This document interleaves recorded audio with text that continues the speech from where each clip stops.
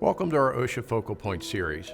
I'm Dr. John Mulroy, Director of the Pennsylvania OSHA Consultation Program, housed in the world-renowned Safety Sciences Department here at Indiana University of Pennsylvania. These videos were created with the essential, need-to-know OSHA compliance information to supplement your safety and health training. Addressing OSHA's most frequently cited standards, like lockout tagout, fall protection, hazard communication, and machine guarding, these videos can help your organization anticipate, identify, evaluate, and control workplace safety and health hazards.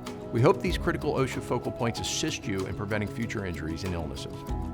If you still have questions or you need no-cost OSHA compliance assistance, we're here to help. All you need to do is reach out to us at IUP using the link below and request this no-cost OSHA compliance assistance service. It's that easy. Thank you for choosing the Focal Points video series.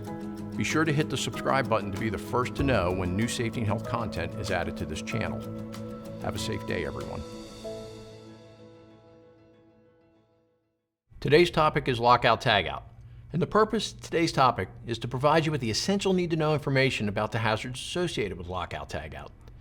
During this short presentation, we will briefly discuss the following topics, which include the scope and application of the lockout standard, the purpose, definitions, energy control procedures, material and hardware used in lockout tagout, periodic inspections, and training. So what's the scope of the lockout tagout? This applies to servicing and maintenance of machines and equipment where the unexpected energization or the startup or release of stored energy could occur. What's exempt from this? Any construction, agriculture, or maritime activities, electrical utilities, electrical utilization, anything that would fall under subpart S, oil, gas, well drilling, and servicing. Under lockout tagout, we need to be concerned about any energized equipment, how it's connected to the energy source, and whether it contains any residual or stored energy.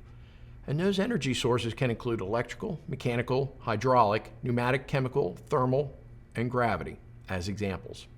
As part of our energy control program, we will have energy control procedures that are specific to the machines that we are maintaining. We need to conduct periodic inspection of those procedures, and we need to train our workers. As part of our written procedures, we need to ensure that the purpose of that energy control procedure is specified. We need to have specific steps for shutting down, isolating, blocking, and securing specific machines. We need to include the procedural steps for placement, removal, and transfer of any lockout and tagout devices. And we need to ensure that we have the requirements for verification. Energy control procedures may not apply if all of the following 8 conditions exist. 1. No potential for stored or residual energy after shutdown. 2. It's a single energy source and it's readily identified and isolated. 3. Locking out will completely de-energize that equipment. 4. Equipment isolated from energy source during the work. 5. A single lockout device is all that is needed. 6. A lockout device is under the exclusive control of the worker. 7. Any of the work does not create a hazard for other workers in the area. And 8. The employer knows of no incidents utilizing this exception. Materials and hardware associated with lockout tagout. They need to be provided by the employer and can include locks, tags, chains, wedges, key blocks, adapter pins, self-locking fasteners, and blocks. They're not to be used for any other purpose other than lockout tagout. The devices need to be durable and they need to be standardized in color, shape, and size. And they need to be substantial and identifiable to the employee. And if it's a tagout, the following warning needs to be included, such as do not start or do not operate. As part of your periodic inspection, audits need to be performed at least annually. And that audit needs to ensure that the procedure and the requirements of the standard are being met. The audits will be conducted by an authorized employee, but not the one performing the lockout tagout work itself.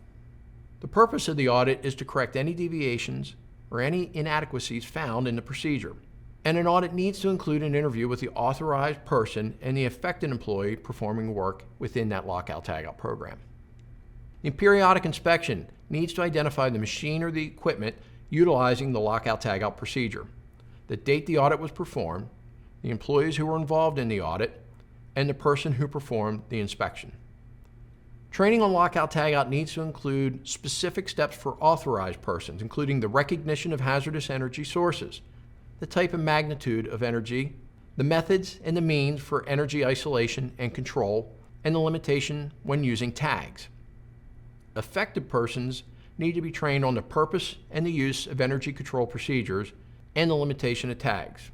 Other personnel who may be working in the area but who are not authorized or not affected by Lockout Tagout need to be knowledgeable of Lockout Tagout procedures, prohibited from attempting re-energization, and understand the limitation of tags. We need to retrain workers anytime there's a change in job assignment, anytime there's a change in machine or equipment in the facility, anytime any of our processes present a new hazard, anytime there's a change in the written energy control procedures themselves, anytime a periodic inspection shows a deviation or a procedural inadequacy, anytime we must reestablish authorized employee proficiency, and all training must be certified. So what to do during a shift change? Your company's specific Lockout Tagout program needs to ensure there are specific procedures to ensure continuity of Lockout Tagout and to provide for the orderly transfer of Lockout Tagout devices. Third-party contractors. Both the third-party contractor and your company need to inform each other of your respective Lockout Tagout program. The on-site or hosting employer needs to ensure that employees understand and comply with the restrictions and the prohibitions of the outside employer's energy control program. To get more help with Lockout Tagout, go to OSHA.gov. Thank you.